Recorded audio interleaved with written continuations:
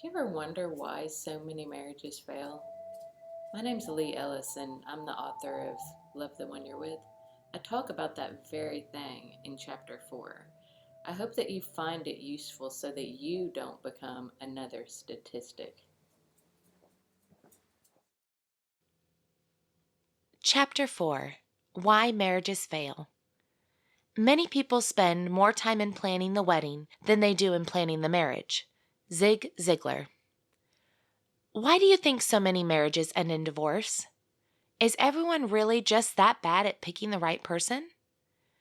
When we first start dating someone, we only see the good things. Like I mentioned in Chapter 1, those chemicals that we call love make us stay in a constant state of bliss. Have you ever heard the expression, love is blind? What happens is that we only see what we want to see at the beginning, and our partner is at his or her best, so they are only showing their best qualities. This is pretty easy when you are in a great mood all the time, because we only know part of the story, we fill in the blanks of the other parts. Then, when things start to cool down, we start to see the truth of all the parts we filled in. We start to say things like, I don't know who he is anymore. Resentment, the relationship killer. When most people start to see qualities in their partners that they don't like, they think their partners should change. Have you ever fixated on things you'd like to change about your husband or wife? You think that if they would just change, then you would be happy. And how do you go about changing them? Normally, people nag and point out the negative things, hoping it will motivate them to see what they are doing wrong. This almost never works, and if the person does end up changing for you, it leads to resentment. You were probably taught that in order to make other people happy, you have to sacrifice and do things you don't want to do. If you don't do things to make other people happy, you are being selfish, right? The problem is that when you say yes, when inside you are screaming no, it leads to resentment. My therapist used to say, taking the best care of yourself is taking the best care of others.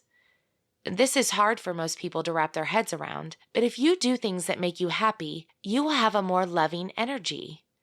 When you are feeling good, you are more likely to want to do things for your partner. But this time you are doing it out of the energy of love rather than out of obligation. Another thing that can lead to resentment is your differences in having or raising kids. Did you discuss whether or not you want kids with your spouse before you got married? I have been very surprised to find out how many couples never even broached the subject before they got married. If you did discuss it before marriage, did you discuss how many children you want? What about your parenting styles? If you got married assuming you were going to have a few kids and your partner doesn't want kids, it can be a huge problem. Either you give in and decide not to have kids, which leads to resentment, or they give in and have kids, which also leads to resentment. If you believe in spanking but your partner doesn't, it can cause problems. There are several scenarios related to this that can cause a marriage to end in divorce, but I think you get the point. The importance of energy. Couples always come to me and say they are having marital problems and they need to work on their communication. I want you to understand that communication is not the actual problem. The actual problem is the lack of energy or feeling of connection between you. Think back to the beginning of your relationship when the energy between you was completely magnetic. How was your communication? It was easy, right? Now, that being said, I will give you some ways to improve communication in your marriage. I just want you to understand that communication is a secondary problem. Another thing people blame their problems on is their appearance. I have had so many women tell me their husband is not attracted to her anymore because she has gained weight. Her husband may even believe that is true, but I want you to know the problem is not that she gained a few pounds. The problem is the lack of energy between them. I have had clients who were very thin and attractive who could never make a relationship work and never got asked out. Then I've had clients who were overweight who had to beat the opposite sex off with a stick. It's all about energy and the way you feel about yourself. Till death do us part, if you do what makes me happy. When you got married, did you think your partner was going to make you happy? It is very common to think your marriage will make you feel that way. I mean, that is what happens in the movies, right? The fallacy in this is that, from the beginning, you have set your partner up to be loved conditionally. You will stay with them and love them as long as they continue to do things that make you happy, but you will leave if they start doing things that make you irritated or angry. Marriages cannot meet all of our needs or make us happy. How would you rate your level of commitment to your partner right now? Since you are reading this book, I know you want to stay in your marriage, but how often do you consider leaving or getting a divorce? Or how often do you worry that your partner wants a divorce? A lack of commitment in a marriage feels completely unstable. It is very important that you decide you are all in before your relationship will feel safe and secure. I get that you are probably not there right now, but this book will help you see that it is possible to feel committed to your marriage again. Feeling like you married the wrong person. Many people come to me saying they are afraid they married the wrong person. When I ask them to tell me more, normally it becomes apparent that they don't know about the love chemical. They think that because it went away, which it always does, it is evidence that there is someone else out there who they could keep that in-love feeling with long term. Love changes over time, but it can get better when you get to know your partner on a deeper level. If you can develop the long-lasting, deep love for your partner, when the spark shows back up, it is no longer the excitement that comes from the courtship phase of the relationship. But you can have times when those chemicals kick back in. To get back to the story of Tammy, she thought Chad was her soulmate because she never had such strong feelings for anyone before. That is why she had no problem marrying him so soon. When these feelings went away, she thought that meant she was wrong about Chad and that the one was still out there. But I'm here to tell you the one is a myth.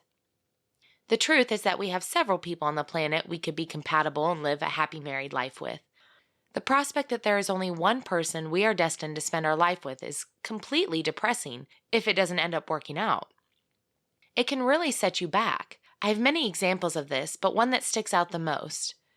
Anna came to me after the death of her boyfriend. She just knew that he was her soulmate, and now she was destined to be alone. She was depressed and had completely given up on the idea of having a family. It took her a while to get there, but now she is happily married with 2 kids. The reason I want you to understand this is because you may be thinking you were wrong about the person you married, so you need to leave them because the one is still out there. I'm here to tell you that is not the way it works. Men versus women. Let's face it, men and women are just wired differently. One thing I've seen over and over is the difference in our views of sex. Men feel connected when they are having sex with their wives. I don't mean just during the act of sex, but if they have a healthy sex life, they generally feel happy in the relationship. Women want to feel connected before they desire sex. Do you see the disconnect here? I had a client named Hadley. She had gone to a therapist to try to fix her marriage, but it didn't help. She said her therapist was a man, and he told her to start having sex with her husband more in order to save the marriage. He explained to her that her husband wasn't feeling connected because their sex life was suffering. Hadley said she tried to make herself have sex with her husband, even though she wasn't feeling loved by him, but it wasn't sustainable. We had to do some deeper work before she was able to see improvements in her sex life and in her marriage. I've given you some of the main reasons I've seen that have caused marriages to fail. If you have some of these problems, you may be feeling trapped, or maybe you just feel like your marriage is doomed. But I want you to know that it is quite the opposite. There are deeper reasons for all of these problems and solutions to them as well. I want you to know that you can be happy again in this marriage. The next chapter will give you some tangible things you can start doing now to help.